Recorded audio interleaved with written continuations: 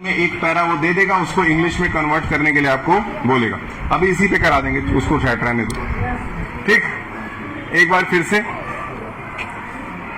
पूरा रिपीट कर देते हैं। तो पेपर कितने सेक्शन से बटा है? सेक्शन ए, बी और सी। पहला जो है वो रीडिंग स्किल है। रीडिंग स्किल का मतलब आप पढ़ेंगे, पढ़ करके आंसर स्टिक करेंगे। जिन बच्चों के इंग्लिश पढ़ने की क्षमता और समझने की क्षमता होगी उनको 20 नंबर पाने से कोई नहीं रोक सकता है, क्योंकि ये एमसीक्यू ही रहेगा। और एमसीक्यू है तो कंफ्यूजन कैसे क्रिएट करता है ये, जब 4 ऑप्शन जो ये देगा तो ऐसा लगेगा ना कि चारों सही है। आंसर ये ऐसे बनाता है कि लगेगा जैसे कि चारों के चारों ऑप्शन आपके सही है। दूसरा जो आपका पार्ट होगा वो सेक्शन बी ग्रामर का होगा, जिसमें ग्रामर और राइटिंग स्किल आएगा। तो ग्रामर में तो आपका ये वाला पार्ट हो गया, फिर इन द ब्लैंक्स वाला, और राइटिंग स्किल में आपका ये दोनों पार्ट हो गए। बहुत इंपॉर्टेंट ये आपका 20 नंबर में आ जाएगा। तीसरा पार्ट जो है वो सबसे ज्यादा लेंथी पार्ट है, जो कि आप जितना भी अंग्रेजी पूरे साल भर में अपने, क्या नाम है बुक का आपके, फर्स्ट फ्लाइट, ठीक है, फर्स्ट फ्लाइट वाली बुक से जितना भी कुछ आप पढ़ेंगे वो सब कुछ 40 नंबर में आएगा, क्वेश्चन आंसर के फॉर्म में। और इसमें कोई ऑप्शन नहीं रहेगा। 40 नंबर में कोई ऑप्शन नहीं है। क्वेश्चन पढ़ना है, आंसर लिखना है, क्वेश्चन पढ़ना है, आंसर लिखना है। ठीक है, तो हम लोग को सबसे ज्यादा जो ध्यान देना है, देखिए ये वाले पार्ट पे तो ध्यान आप ही खुद से दे सकते हैं, क्योंकि इसकी कोई तैयारी नहीं होती है पहले से। इसको आप पढ़ेंगे, टिक कर देंगे।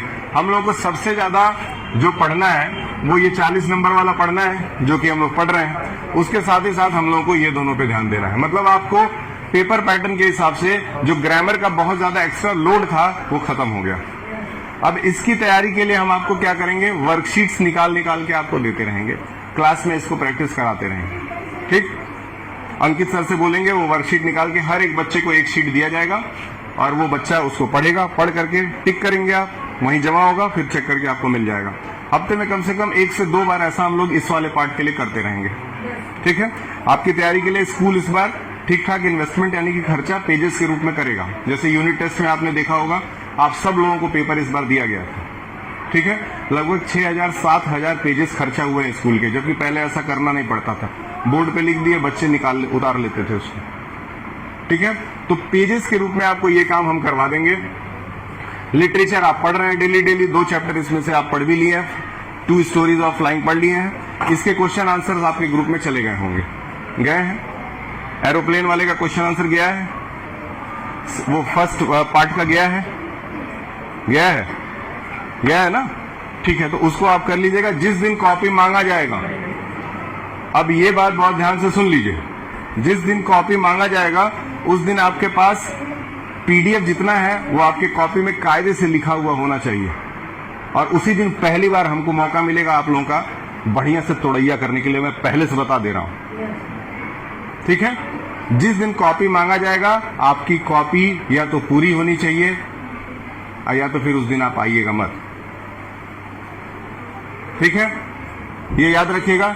पढ़ाई के साथ कोई लापरवाही नहीं। पढ़ाते समय जो 2-4 बच्चे हंसी मजाक ये सब करते हैं, तो मैं इसलिए छोड़ देता हूं, क्योंकि जब मैं भी 10th में था तो मैं भी पीछे बैठ करके अपने दोस्त के साथ हंसी मजाक करता था, और इसमें हमको नहीं लगता है कुछ गलत बात है।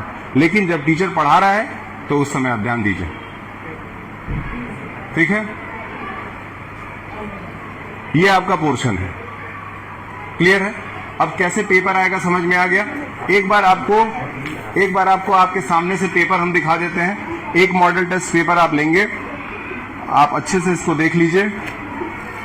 इसका फोटोकॉपी करा करके हम आपको अभी क्लास में भिजवा देते हैं, सब लोग इसको देख लीजिएगा।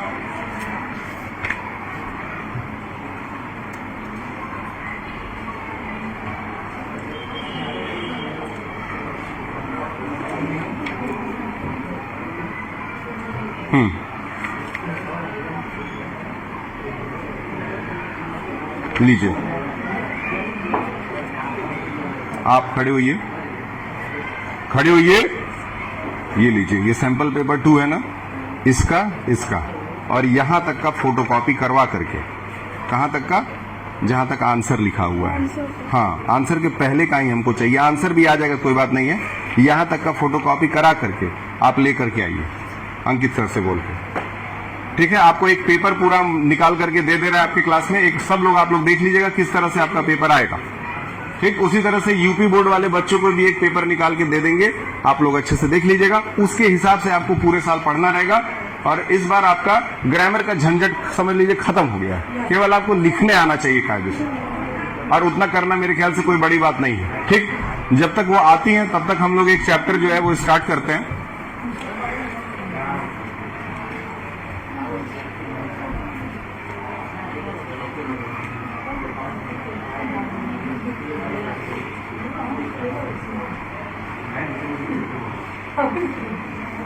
नेल्सन मंडेला हो गया था आपका।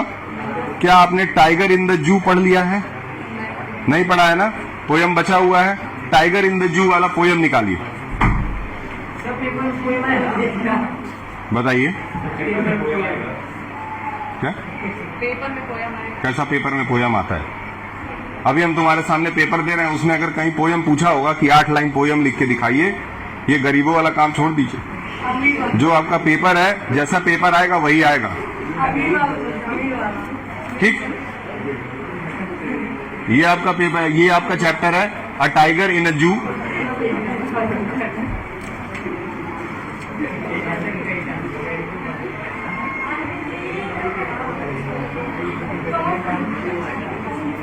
अब आप 10th के सीबीएसई में बैठेंगे तो 10th के सीबीएसई के स्टैंडर्ड के हिसाब से जो कुछ आएगा वही पढ़ना है, कुछ भी फालतू एक्स्ट्रा चीज नहीं पढ़ना है कि बैठ के पोयम याद कर रहे हैं, उसका कोई सेंस नहीं बता।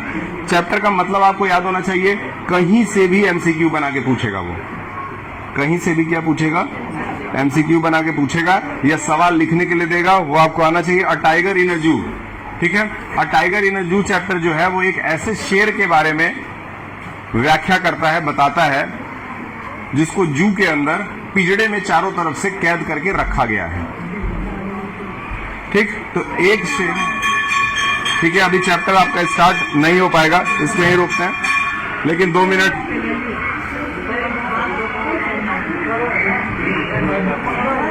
चाहिए।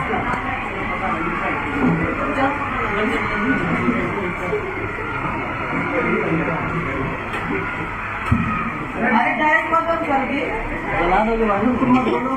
अच्छा सॉरी।